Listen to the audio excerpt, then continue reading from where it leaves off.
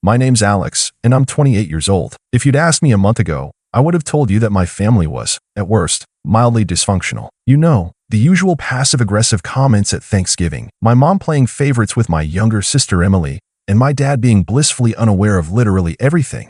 Annoying? Sure. Unbearable? Not really. But then Emily's wedding happened, and I realized something. My family doesn't just have favorites, they have a main character. And spoiler alert, it's not me. A little background here. Emily is 25, and to say she's been treated like royalty her entire life would be an understatement. I mean, this is the girl who threw a tantrum at 16 because my parents got me a used car and she wanted a brand new one when she turned 16, too. And guess what? She got it. She's the golden child, the princess, the one who can do no wrong, even when she's very, very wrong. Me? I was the older sibling who had to set a good example, which was basically code for do everything right but get none of the praise. If I got a B on a test, my mom would shake her head and say, "Alex, you're capable of more." Meanwhile, if Emily passed with a C-, it was time to break out the balloons and cake.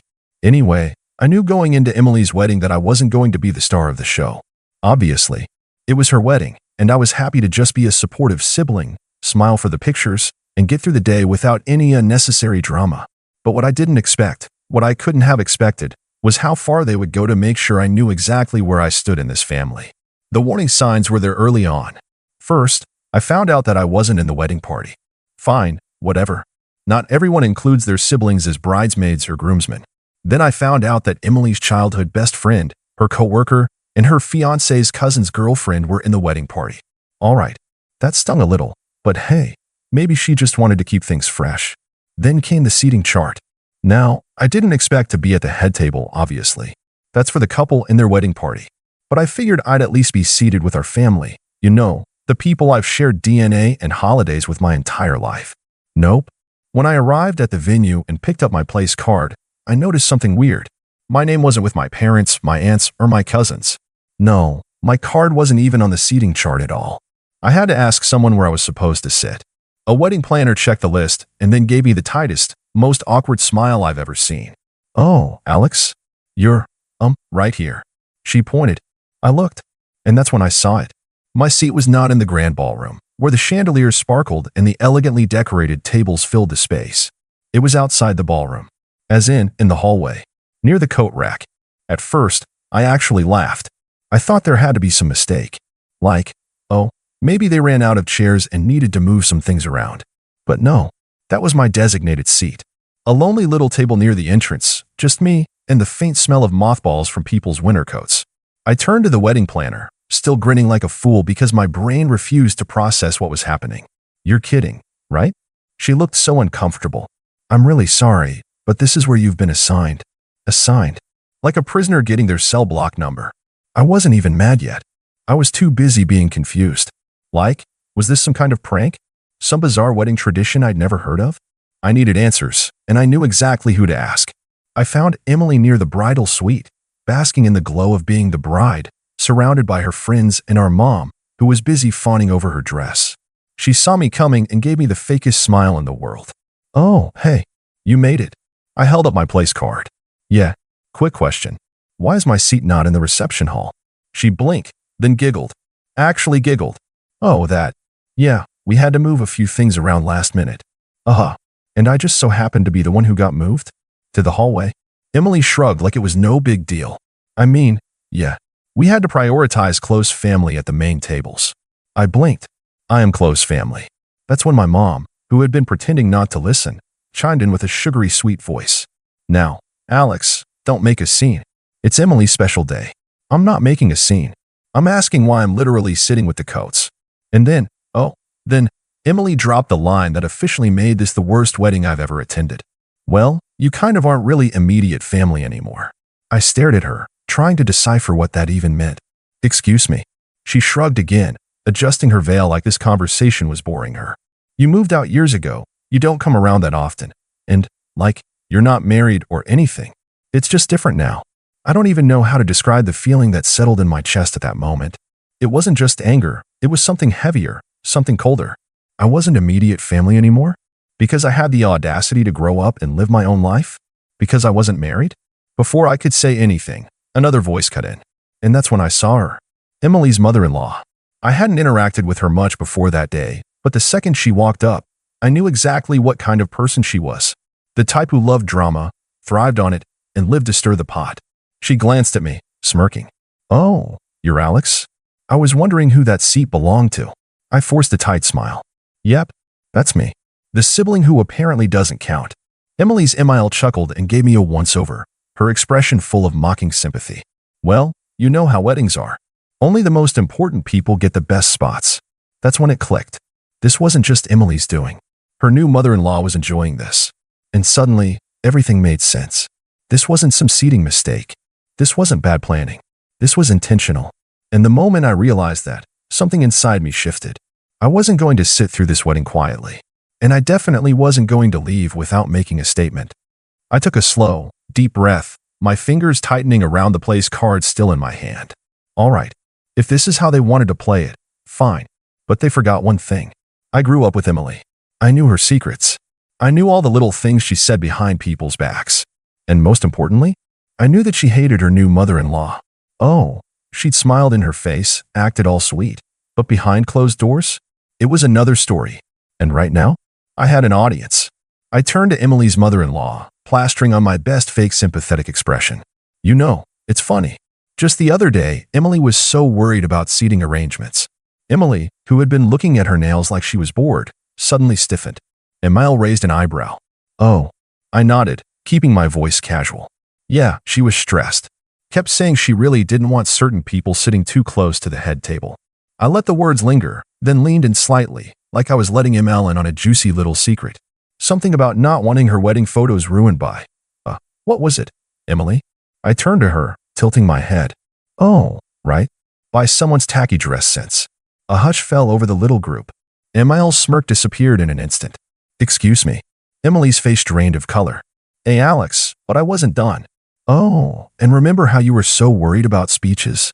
You were really stressed about what certain people would say." I gave Emile a pointed look.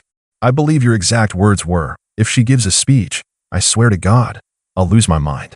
She's so embarrassing, she'll probably try to make the whole thing about herself."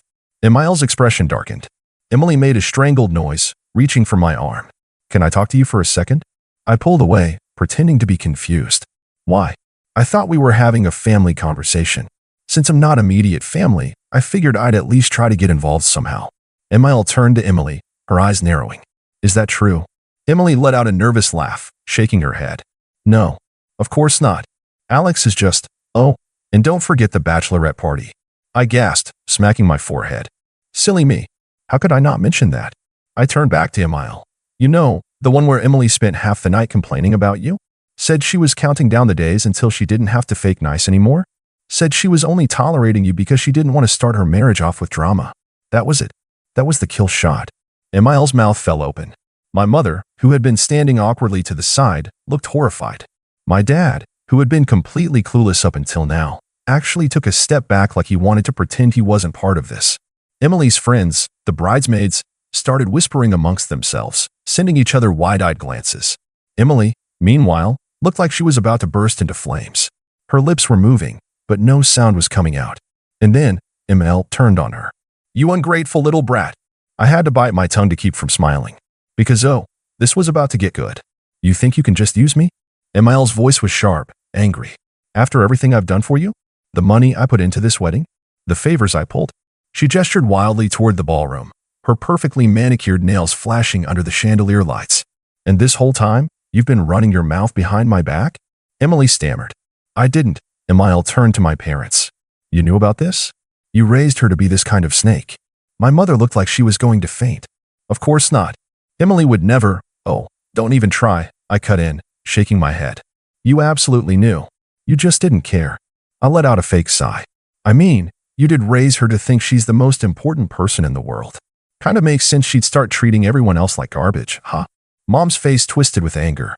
"Alex, stop it." "Why?" I asked, crossing my arms. "Because I'm causing a scene?" Funny how that only matters when I'm the one speaking up. Didn't seem to be a problem when Emily literally shoved me out of the reception. By now, people were definitely staring. The whispers had grown louder. Guests were turning their heads, murmuring amongst themselves. Even the groom, who had been missing this whole time, finally wandered over, his brows furrowed. What's going on? Emile rounded on him next. What's going on is that your wife is a backstabbing little brat who's been insulting my family this whole time. The groom blinked. Wait, what? Emile jabbed a finger toward Emily, who looked like she wanted the ground to swallow her whole. She's been running her mouth about me for months, complaining about my dress, my speech, my presence, saying she's only putting up with me until she doesn't have to anymore. The groom turned to Emily slowly. Did you actually say that? Emily shook her head furiously. No. I mean, well, not like that. Emile scoffed. Oh, not like that? Oh, please. And here I was, thinking you actually cared about this family. And just like that, it was officially a war zone. Emile and Emily were snapping at each other. My mom was trying to calm everyone down, which wasn't working. My dad looked miserable, like he wanted to walk into the ocean. The groom was still just standing there, looking like someone had just hit him in the face with a frying pan. Meanwhile, I just stood there, watching the destruction unfold, sipping my champagne like I was at a Broadway play. And I'll be honest, it was beautiful. But the best part? The absolute cherry on top? I wasn't done yet. Emily's voice was climbing in pitch, her hands shaking as she turned to her new husband. You believe her over me? She shrieked, gesturing wildly in my direction. Her husband, to his credit, was still trying to process everything. His jaw was clenched, his expression shifting between disbelief and embarrassment as guests openly stared at them. I don't even know what to say, Emily, he muttered, rubbing his forehead. I mean, did you say that stuff? Emily scoffed. I know. It was taken out of context. I raised an eyebrow. Out of context? Oh, right. That classic excuse. I put on my best mocking voice. Oh no, I was just venting. I made air quotes. Oh no, I didn't mean it that way. My voice flattened. Give it up, Emily. You got caught. And, let's be honest, if I didn't say anything, you still wouldn't have cared. Emile, whose fury was only growing, turned to my parents. And you're just okay with this? Mom's mouth opened and closed like a fish. She looked desperate to say something that would salvage the situation. We don't condone. Oh, cut it, I said, waving a hand. You absolutely knew she felt this way, and you still let her pretend to be the perfect daughter-in-law. I clicked my tongue. Guess it's all about keeping up appearances, huh? Emily screamed. You're ruining my wedding, Alex. I looked around dramatically. Oh, I'm ruining it? Sorry, didn't realize I was the one treating family members like dirt and trash-talking the mother of the groom. I turned back to the guests, many of whom were staring with wide eyes. What do you guys think? Who's really to blame here? A few people averted their eyes, not wanting to get involved. But one of the bridesmaids, Emily's own bridesmaid, whispered something to the woman next to her. And that woman? She let out a laugh. That only made Emily angrier. You think this is funny? She hissed, whipping toward them. The bridesmaid's lips twitched. I mean, kinda? Oh, this was getting good. Emily's hands curled into fists, but before she could explode again, I decided to wrap things up. Because, frankly, I was bored. I let out a dramatic sigh, shaking my head. Well, this has been lovely, really. Just a fantastic experience, but I think it's time for me to go. Emily scoffed, throwing up her hands. Fine. Go. I grinned. Oh, don't worry. I will. Then, I turned toward the gift table, scanning the pile of expensive-looking presents stacked near the front. And there it was. My gift. The one I had spent weeks picking out. The one that had taken actual effort, thought, and more importantly, money. Emily followed my gaze, and her eyes went huge. Alex. No. I strolled over, humming to myself as I plucked the gift from the table. Emily's jaw dropped. Are you seriously taking it back? I gave her a deadpan look. Why would I leave it? Apparently, I'm not real family, right? I let out a fake gasp. Oh my God. What if I accidentally contaminated it with my servant germs? I clutched my chest dramatically. Wouldn't want to taint your precious married life. Emily's face turned a dangerous shade of red. You're such a child. I shrugged, clutching the box under one arm. Maybe. But at least I'm not a fake, lying, two-faced brat who pretends to be sweet while talking bad about people behind their backs. I turned toward Emile, whose fury still hadn't subsided. Hey, Emile, good luck with this one. I give it a year. Emile actually laughed. Emily screeched. I turned on my heel and made my way toward the exit, the tension behind me so thick you could cut it with a knife. Guests were whispering. The music had stopped completely. The atmosphere had completely shifted from celebratory to full-blown disaster. And honestly, I loved it. As I reached the door, I paused, looking back at the chaotic scene behind me. Emily was still arguing with Emile. My parents looked like they wanted to disappear into the floor. The groom was just standing there, like he was reconsidering his entire life. And me? I gave a little wave, a smug smile tugging at my lips. Enjoy your perfect wedding, sis. Then, I walked out. I didn't look back after I walked out of that disaster of a wedding. I didn't need to. I already knew the damage had been done, and honestly, it was more satisfying than I could have imagined. The moment those doors shut behind me, I let out a slow breath and adjusted the weight of the wedding gift under my arm. Petty? Maybe. Satisfying? Absolutely. I drove home in silence, letting the night settle around me, my mind replaying every detail of what had just happened. My sister shrieking, my mother's panicked expression, my father's silence, ML's absolute rage, it was all golden. But I knew, the fallout was just beginning. And I was right. The next morning, my phone was flooded. Calls, texts, missed voicemails. It was like my entire family had suddenly remembered I existed. My mother had left 7 voicemails, her voice switching between desperate pleading and absolute fury. Alex, what were you thinking? You've humiliated your sister on the biggest day of her life. Call me back now. Alex, honey, please. We can talk about this. Just come over. Let's work this out. That was the most immature, selfish thing I have ever seen. I hope you're happy. I hope you enjoy destroying your sister's wedding. Oh, I did, Mom. I really did. But my sister's messages? Even better. It's over between us. How could you do this? You ruined everything. I can't even look at my wedding photos because of you. You took back your gift? Are you serious? What kind of person does that? I hate you. I really hate you. I grinned as I scrolled through them, sipping my coffee. If Emily thought a few angry texts were going to make me feel bad, she didn't know me at all. But what really caught my attention? The text from my dad. Unlike my mother and sister, he wasn't spewing insults or demanding an apology. His texts were short, simple. Call me when you have a moment. I hesitated before dialing his number. Dad wasn't the type to get involved in drama. Usually, he let my mom and Emily run the show while he stayed in the background. The fact that he was reaching out at all meant something was really going on. He picked up after the second ring. Alex. Dad. A long pause. Then he sighed. Why would you do this? I snorted. Wasn't my fault. They lit the fuse. He let out another sigh, and for a moment, I thought he was about to scold me. But instead, he chuckled. Low, almost tired. Yeah, they kinda did. That caught me off guard. Wait, you agree with me? I didn't say that, he replied, but his tone was different. Quieter. But I saw what happened. And I saw how your mother and sister treated you. It wasn't right. I leaned back in my chair. So, what? You're the only one not blaming me. Another pause. Not the only one. Turns out, the wedding didn't just go back to normal after I left. The damage I had done? It had been irreversible. Emil had completely lost it after I exposed Emily. She had publicly chewed her out in front of everyone, demanding to know if what I said was true. And Emily, being Emily, had panicked. Tried to lie. Tried to play innocent. But apparently, Emil had already suspected something was off about her. My little revelation? It had been the final straw. By the time the reception ended, Emil had all but disowned Emily. And the groom? Absolutely furious. Apparently, he had been under the impression that Emily and his mother had a great relationship. He had no idea that Emily had been trashing her behind her back. Finding out like that, in front of everyone?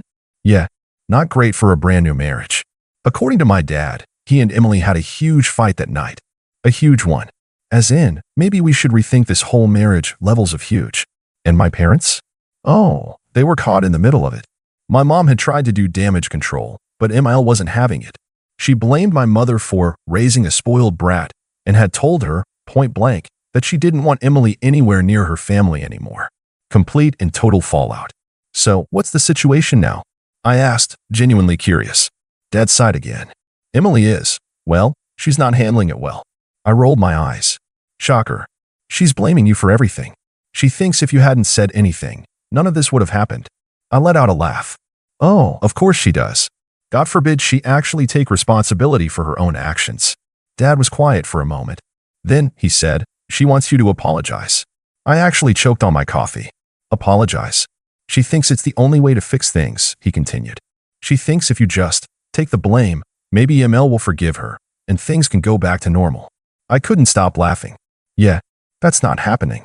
I figured, Dad said. And then, in a lower voice, I don't think you should, anyway. That actually made me pause. Wait, seriously. I told you, Alex. I saw what happened. And honestly, maybe it's about time someone called her out. That meant more to me than I wanted to admit. So, what now? I asked. Dad sighed again. Your mom is still trying to patch things up with Emile, but I don't think it's going to work. Emile is furious. The groom? He's barely speaking to Emily. And as for Emily, he hesitated. Well, she's a mess. Good. I didn't say it out loud, but I wouldn't lie to myself about how I felt. My sister had spent years making me feel like an afterthought, treating me like I wasn't good enough, like I didn't belong. And now? Now she was facing the consequences of her own actions. It was about time. Anyway, Dad continued, I just thought you should know what's going on. Your mother will probably try to call you again. She can try, I said, shrugging. I'm not answering. Dad let out a short laugh. Can't say I blame you. And that was that. It's been a few weeks since the wedding, and honestly, I haven't spoken to my sister since. She still refuses to take responsibility, still blames me for everything, and still expects me to fix it all. But I won't. I don't regret what I did. If anything, I'm proud of it. As for the marriage, well, let's just say that I wouldn't be surprised if it doesn't last. So, what do you guys think? Was I too petty? Should I have just played along? Or did my sister get exactly what she deserved? Let me know. I could use a good laugh.